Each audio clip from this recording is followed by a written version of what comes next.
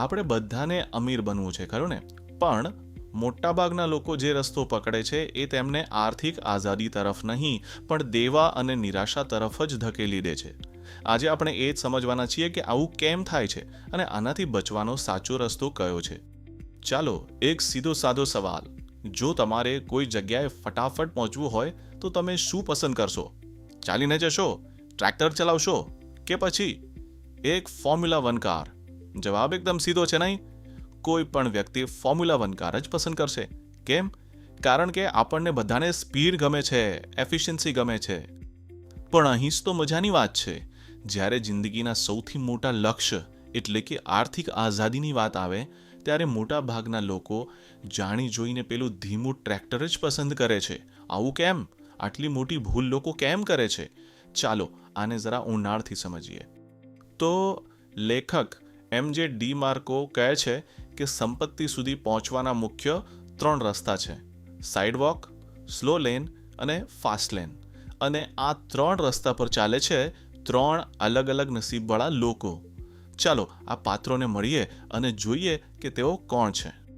અહીં જુઓ, 3 રસ્તા, 3 તદ્દન અલગ માનસિકતા. એક છે સાઇડવોક પર ચાલતો વિલિયમ. એના માટે આવક એટલે શું?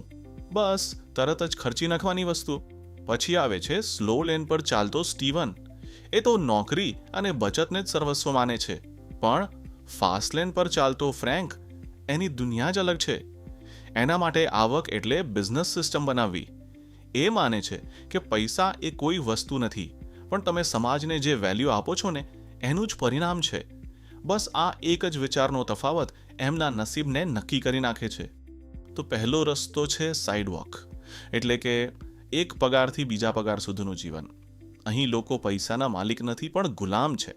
કોઈને એમ લાગે કે કોઈ ખેલાડી લાખો કમાય છે તો એ અમીર છે, પણ ના, જો એ બધું જ દેખાડો કરવામાં ઉડાવે દે તો એ પણ સાઇડવોકર જ છે.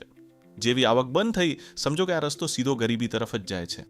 હવે આવે છે સ્ટીવનનો રસ્તો, એટલે કે સ્લો લેન.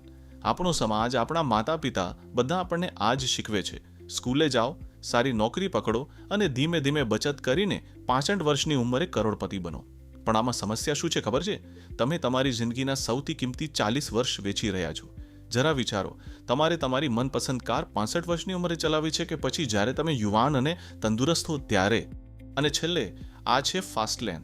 આ નોકરી કરવાનો રસ્તો નથી દોસ્તો. આ મૂલ્ય બનાવવાનો, વેલ્યુ ક્રિએટ કરવાનો રસ્તો છે. અહીં તમે ગ્રાહક બનવાનું છોડીને ઉત્પાદક બનો છો. તમે સમય વેચીને પૈસા નથી કમાતા, પણ એક એવી સિસ્ટમ બનાવો છો જે તમારા વતી પૈસા કમાય. અહીં પૈસા તમારી પાછળ આવે છે. તમારે પૈસા પાછળ ભાગવાની જરૂર નથી. રસપ્રદ વાત એ છે કે આ દરેક રસ્તાનું પોતાનું એક ગણિત છે, એક સમીકરણ જે નક્કી કરે છે કે તમારું પરિણામ શું આવશે. આ કોઈ નસીબની રમત નથી, આ તો શુદ્ધ ગણિત છે. ચાલો એ સમીકરણો પર એક નજર નાખીએ. સાઇડ વોકરનું ગણિત તો એકદમ સરળ પણ એટલું જ ખતરનાક છે. સંપત્તિ બરાબર આવક વત્તા દેવો. તમે જોઈ શકો છો કે આ ત્રાજવામાં દેવાનો ભાર હંમેશા આવક પર ભારે જ પડે છે. લોકો અમીર દેખાવા માટે ખર્ચ કરે છે, પણ આ સમીકરણ એમને સીધા ગરીબીના ખાડામાં ધકેલી દે છે. હવે સ્લો લીનરનું સમીકરણ જુઓ. સંપત્તિ બરાબર નોકરી વત્તા બજાર રોકાણ. આ સમીકરણ સમયનું ગુલામ છે. કેમ?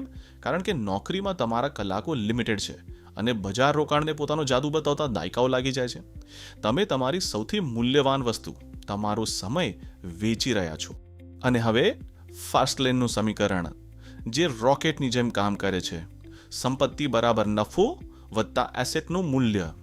અહીં સમયની કોઈ મર્યાદા જ નથી. તમે 1 મહિનામાં તમારો નફો ડબલ કરી શકો છો, જ્યારે નોકરીમાં પગાર વત્તા વર્ષો લાગી જાય છે. અહીં તમે માત્ર પૈસા નથી કમાતા, તમે એક એવી એસેટ બનાવો છો જે પોતે જ એક સંપત્તિ છે.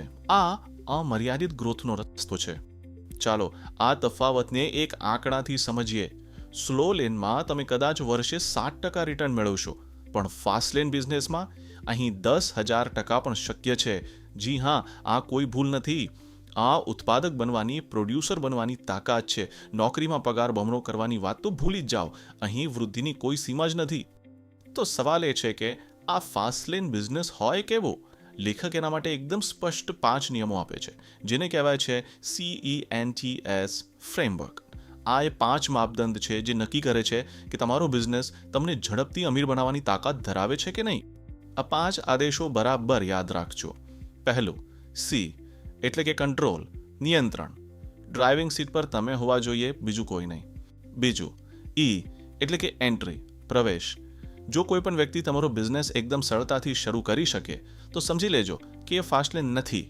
ત્રીજું, એન એટલે કે નીડ, જરૂરિયાત. લોકોની કોઈ સમસ્યાનું સમાધાન કરો, ફક્ત તમારા શોખને પૂરો ના કરો. ચોથું, ટી એટલે કે ટાઈમ, સમય.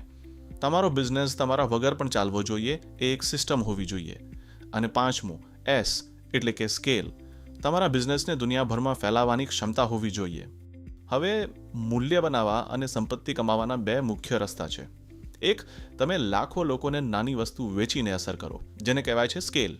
અથવા બીજું, તમે થોડા જ લોકોને ખૂબ જ ઊંચા મૂલ્યની સેવા આપીને અસર કરો, જેને કહેવાય છે મેગ્નિટ્યુડ.